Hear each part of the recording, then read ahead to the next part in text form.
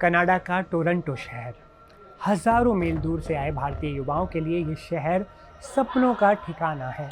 लेकिन पिछले कुछ दिनों से इसी शहर से आने वाली खबरें कलेजे को छलनी कर रही हैं। एक बार फिर एक भारतीय परिवार का चिराग बुझ गया। टोरंटो में रहने वाली 30 साल की एक भारतीय लड़की हिमांशी खुराना अब इस दुनिया में नहीं रही। उनकी हत्या कर दी गई है। ये खबर सिर्फ एक मर्डर मिस्ट्री नहीं है, बल्कि उस डर की कहानी है जो 7 समंदर पार अपने बच्चों को भेजने वाले हर माता पिता के जहन में बैठा होता है। इधर पुलिस अब एक ऐसे शख्स की तलाश में पूरे कनाडा की खाक छान रही है जो कभी हिमांशी का करीबी हुआ करता था। आखिर उस रात क्या हुआ था? क्यों एक हंसते खेलते चेहरे को खामोश कर दिया गया? और कौन है वो अब्दुल गफूरी जिसके नाम पर पूरे कनाडा में गिरफ्तारी वारंट अब जारी हो चुका है? चलिए इस खबर की पर्दे खोलते हैं मेरे साथ। नमस्ते, मैं हूं असीम और आप देख रहे हैं एनडीटीवी इंडिया। कहानी शुरू होती है बीते शुक्रवार 19 दिसंबर की रात से।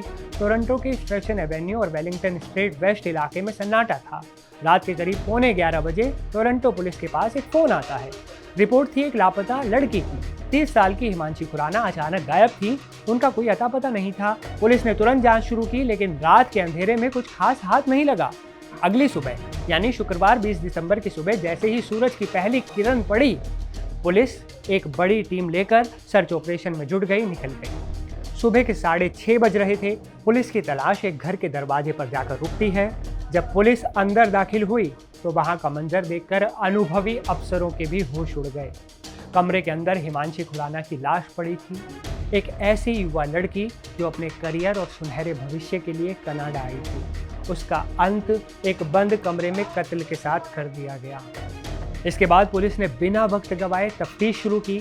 शुरुआती जांच में एक ही नाम उभर कर सामने आया, 32 साल का अब्दुल गफूरी। अब्दुल भी टोरंटो का ही रहने वाला है। पुलिस के मुताबिक हिमांशी और अब्दुल एक दूसरे को अच्छी तरह जानते थे, पहचानते थे, दोनों में दोस्ती थी। टोरंटो पुलिस की क्राइम यूनिट और जासूसों ने जब कड़ियां जोड़नी शुरू की तो मामला इंटीमेट पार्टनर वायलेंस यानी घरेलू हिंसा और आपसी रिश्तों में कड़वाहट से जुड़ा हुआ पाया गया। कहा जा रहा है कि दोनों के बीच कोई गहरा रिश्ता था, जिसके बाद ये खौफनाक मोड़ लिया गया। पुलिस का मानना है कि यह हत्या कोई अचानक हुआ हादसा नहीं है, बल्कि इसके पीछे एक साजिश हो सकती है। इसी वजह से पुलिस ने अब्दुल गफूरी के खिलाफ फर्स्ट डिग्री मर्डर का वारंट जारी किया है।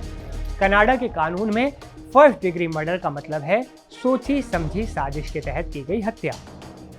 अगर अब्दुल पकड़ा जाता है और दोष साबित होता है तो उसे बिना पेरोल के उम्र कैद की सजा हो सकती है। इस घटना ने टोरंटो में मौजूद भारतीय समुदाय को हिलाकर रख दिया है। भारत सरकार और टोरंटो में भारतीय महावाणिज्य दूतावास ने इस पर गहरी संवेदना जताई है। दूतावास ने सोशल मीडिया पर कहा कि वो इस घटना से स्तब्ध है। भारतीय अधिकारी लगातार कनाडा की पुलिस के संपर्क में है ताकि हिमांशी के परिवार को जल्द से जल्द न्याय मिल सके, इंसाफ मिल सके। फिलहाल संदिग्ध अब्दुल गफूरी फरार है। पुलिस ने उसकी तस्वीरें जारी कर दी हैं और पूरे कनाडा में अलर्ट है। अब सवाल ये है कि आखिर विदेशी धरती पर हमारी बेटियां कितनी सुरक्षित हैं? क्या रिश्तों का ये हिंसक रूप अब सरहदों के पार भी जानलेवा साबित हो रहा है?